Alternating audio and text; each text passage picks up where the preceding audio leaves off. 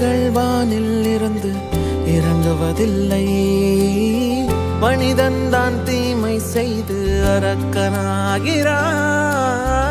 இதயத்தில் தர்மம் என்றும் உறங்குவதில்லை. இதை உணர்பவன் தானே மீண்டும் மனிதன் ஆகிறான். இங்கு எதை தேடி வந்தோம் என்று எதுவாக ஆனோம் என்று அறியாதவன் மிருகமாகிறான்.